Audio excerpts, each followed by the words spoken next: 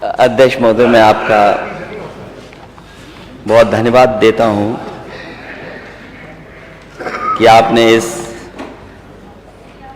Supplementary budget पे मुझे बोलने का मौका दिया है।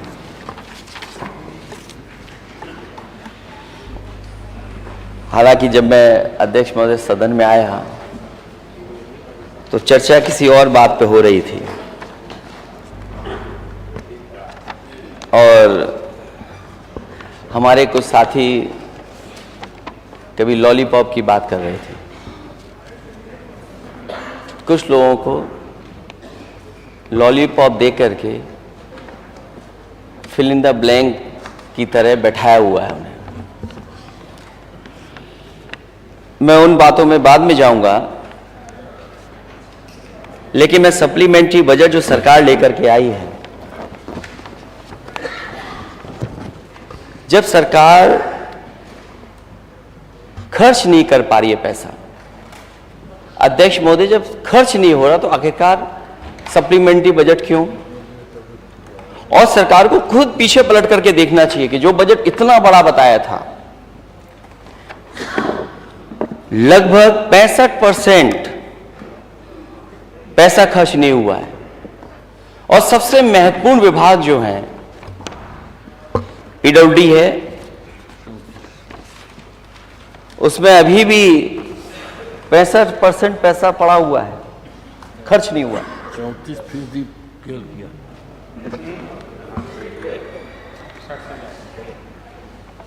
और कई विभाग ऐसे हैं जिनमें पैसा ही नहीं खर्च हो रहा है। तो आखिरकार ये सप्लीमेंट्री बजट क्यों चाहिए आपको? और कुछ महीनों बाद, क्योंकि जब आज और हम आप बातचीत कर रहे हैं सदन में, 1 दिसंबर हो गया है और नया बजट भी आएगा, तो मैं ये कह सकता हूं कि इस सरकार का जो कार्यकाल अभी तक रहा है, ये विजनलेस सरकार रही है, डायरेक्शनलेस बजट रहा है इनका।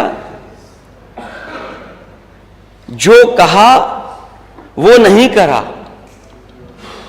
जो कहा वो नहीं करा, ये भाजपा का असली नारा होना चाहिए। और इसलिए क्योंकि सरकार जब कहती थी कि $1 ट्रिलियन की इकोनॉमी हम बना देंगे, माननीय वित्त मंत्री जानते होंगे, सरकार जानती होगी कि अगर $1 ट्रिलियन की इकोनॉमी को अचीव करने के लिए आपको 34% की ग्रोथ रेट चाहिए।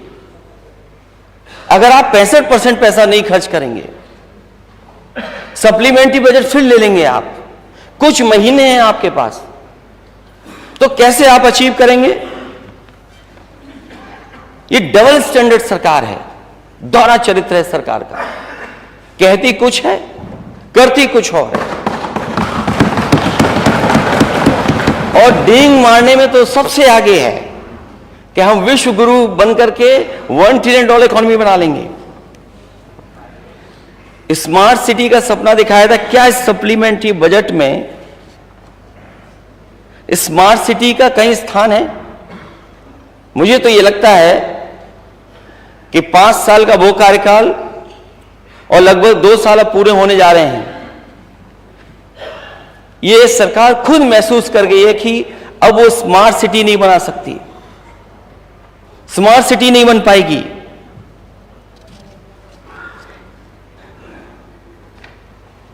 और अगर कोई काम चल भी रहा होता है तो इस सरकार को पता है कि चलती चक्की में रोड़ा कैसे अटकाना है।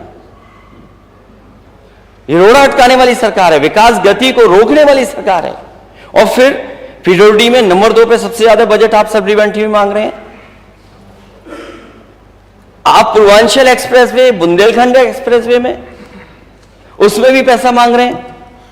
कब उद्घाटन हुआ था? हमारे माननीय सदस्यों को याद होगा किस जमाने में उद्घाटन हुआ, और आज भी पैसा मांग रहे हैं उसके अंदर। दूसरा बुंदेलखंड एक्सप्रेसवे, उसके लिए भी पैसा मांग रहे हैं आप।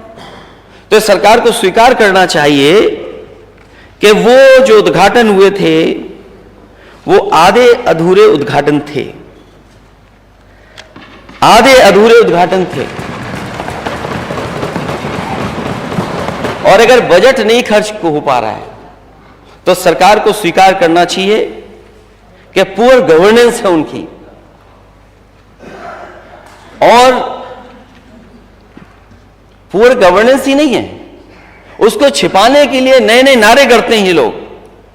और फिर इतने बड़े साइज जो बजट का आप बना करके रख रहे हैं, तो जब खर्च ही नहीं हो रहा तो आखिरकार क्यों इतना बड़ा बजट आपको चाहिए? इसलिए जब बड़े बजट से, जो मुख्य बजट था, उससे डेवलपमेंट नहीं हुआ तो ये सप्लीमेंट्री बजट से कौन सा डेवलपमेंट हो जाएगा? हालांकि ये सरकार आंकड़े कम मानती है, लेकिन फिर भी एक प्रतिष्ठित मैगजीन के मैं आंकड़े रखना चाहता हूं ओवरऑल इकोनॉमी के बारे में। मुझे याद है अध्यक्ष महोदय, आपके सामने ये बात रखी गई थी कि प्रदेश का सबसे बड़ा बजट इस बार पेश हो रहा है, और जब सबसे बड़ा बजट पेश हुआ तो आपकी अर्थव्यवस्था जब तुलना होती है और प्रदेशों से, तो आपका स्थान कौन सा है? 18वां स्थान है आपका पूरे देश में। जब प्रदेशों की अर्थव्यवस्था की तुलना होती है तो जो सर्वश्रेष्ठ प्रदर्शन करने वाले राज्य, उसमें उत्तर प्रदेश 18वें स्थान पर है। और मान लीजिए सरकार ने अगर इतना बड़ा बजट और इतना सहयोग, जो डबल इंजन सरकार बोलती है, तो सुधार तो दिखना चाहिए।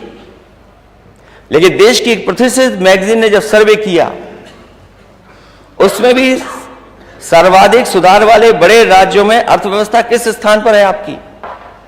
आपकी 14वें स्थान पर है। ये आंकड़े हम विपक्ष के लोगों के नहीं हैं, ये प्रतिष्ठित मैगजीन है। मैं जानता था अध्यक्ष महोदय, मैंने पिछली बार भी आंकड़े टेबल किए थे, लेकिन वित्त मंत्री मुझे कौन से किताब का है?